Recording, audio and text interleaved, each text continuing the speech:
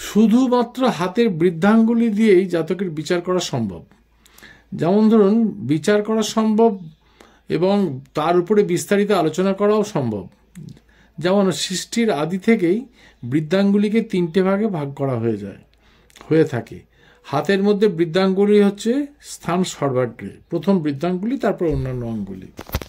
বিদেশে জেলের বন্দীরা ক্ষমা প্রার্থনা করার সময় বৃদ্ধাঙ্গুলি নিচে করে অন্যান্য অঙ্গুলির মধ্যে নিয়ে এসে ক্ষমা চায়, কোনো কথা না বলে, অথচ পূর্ণভাবে তাদের ইচ্ছে তারা ঘোষণা করে থাকে। চার্চ বা চার্চে যেমন ক্যাথলিক আছে, প্রোটেস্ট্যান্ট আছে, যাই হোক না কেন, সেখানে আশীর্বাদ দেওয়া হয় বৃদ্ধাঙ্গুলি এবং তারপরে 2টি আঙ্গুল দিয়ে।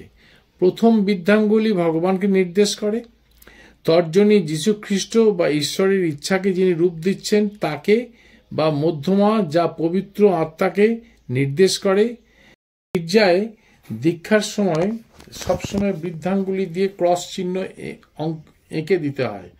আবার চিকিৎসা শাস্ত্রে স্নায়ুরোগে শুধুমাত্র বৃদ্ধাঙ্গুলি দেখে অনেকে বলে দেন যে রোগী পক্ষাঘাত বা অন্য কোনো রোগের দ্বারা আক্রান্ত কিনা। বৃদ্ধাঙ্গুলি বলে দিতে পারে বহুদিন আগে থেকেই জাতক জাতিকা কোনো রোগের দ্বারা আক্রান্ত কিনা। অপরাধ জগতে বৃদ্ধাঙ্গুলির ছাপ নির্ভুলভাবে চিহ্নিত করে অপরাধীরা। আবার যদি কোনো মানসিক হাসপাতালে যাওয়া যায়, দেখা যাবে যে রোগীদের অনেকেরই বৃদ্ধাঙ্গুলি দুর্বল বা কুগঠিত, অথবা বৃদ্ধাঙ্গুলি সুগঠিত হয়নি। হাসপাতালে শিশুদের জন্মগ্রহণের সময় সেবিকারা লক্ষ্য করে রাখেন কোনো শিশু জন্মাবার কিছুদিন পর অবধি বৃদ্ধাঙ্গুলিটিকে হাতের অন্যান্য আঙ্গুলের মধ্যে ঢুকিয়ে রাখে কিনা। এমন হলে বাল্যকালে শিশুটি রুগ্ন হয়ে থাকবে, কিন্তু জন্মাবার 7 দিন পর্যন্ত বৃদ্ধাঙ্গুলিটি যদি ওই অবস্থায় থাকে, তবে নিশ্চিতভাবে শিশুটির মানসিক রুগ্নতা অবশ্যই থাকবে।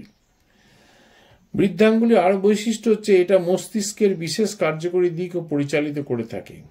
পক্ষাঘাত দ্বারা আক্রান্ত রোগীরাও কতটা তাদের সেই রোগে আক্রান্ত হবে, শরীরের অন্যান্য কোনো অংশ দ্বারা দুষ্ট কিনা সেই রোগের দ্বারা, এইসব প্রবণতা বৃদ্ধাঙ্গুলি বহুদিন আগে থেকে নির্দেশ প্রদান করে থাকে। বৃদ্ধাঙ্গুলির বৈশিষ্ট্য হচ্ছে এটা মস্তিষ্কের বিশেষ কার্যকরী দিকও পরিচালিত করে থাকে। রোগী পক্ষাঘাত দ্বারা আক্রান্ত হবে কিনা, শরীরের অন্য কোনো অংশ দোষদুষ্ট কিনা, এইসব প্রবণতা বৃদ্ধাঙ্গুলি বহুদিন আগে থেকেই নির্দেশ করে থাকে।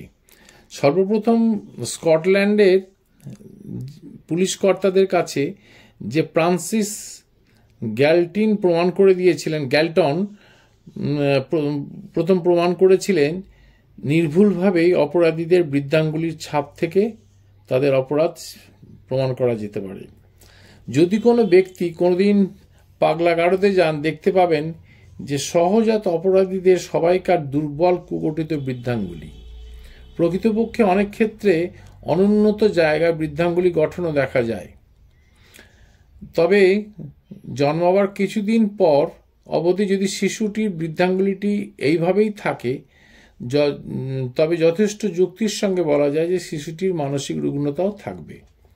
একজন মানুষ যখন মৃত্যুর নিকটবর্তী হন, তখন দেখা যায় বৃদ্ধাঙ্গুলি তার ক্ষমতা হারিয়ে ফেলে। বোঝা যায় ইচ্ছাশক্তি যুদ্ধে তিনি পরাজয় ঘোষণা করে দিয়েছেন। শিম্পাঞ্জির সঙ্গে যদি মানব জাতির হাতের ছাপ খুব মিল আছে, কিন্তু কিছু বিশেষত্ব এই যে সেই হাত অত্যন্ত ছোট এবং কুগঠিত।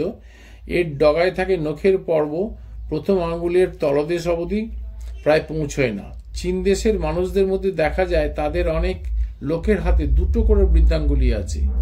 এটা আবার অন্য জাতির মধ্যে অতটা দেখা যায় না। প্রত্যেক ক্ষেত্রে দেখা যায় যে দ্বৈত বৃদ্ধাঙ্গুলির জাতকের মধ্যে অপরাধ প্রবণতা বেশি থাকে, যার ফলস্বরূপ আইনি ঝামেলা লেগে যায়। সচরাচর গদার মতন বৃদ্ধাঙ্গুলি অসৎ যত ক্রোধের পরিচায়ক, এবং শেষ পর্ব নখের পর্বটা শক্ত হয়, অর্থাৎ পেছন দিকে না বাঁকে, তবে সে ব্যক্তিটি আরো অনিয়ন্ত্রিত এবং অসৎ চরিত্রের যত চরিত্রের হয়। দেখা যায় আবার কিছু কিছু ক্ষেত্রে দেখা যায় বৃদ্ধাঙ্গুলি নমনীয় হয় এবং পেছন দিকে বেঁকে থাকে, সেসব ক্ষেত্রে অনেকটা রক্ষা কবচের কাজ করে। পর্যন্ত